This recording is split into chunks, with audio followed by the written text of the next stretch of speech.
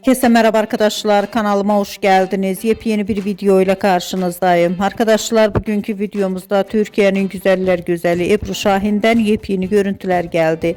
Ebru Şahin'in muhteşem görüntüleri sosyal medya hesabında gündem oldu. Ben de bu muhteşem görüntüleri sizler için YouTube kanalımda video halinde sunuyorum arkadaşlar. Umarım beğenirsiniz. Videomu beğendiyseniz kanalımı izlemeyi ve bildirim butonuna basmayı unutmayın. Şimdilik benden bu kadar olsun. Yeni videomuzda görüşmek üzere. Hoşça kalın.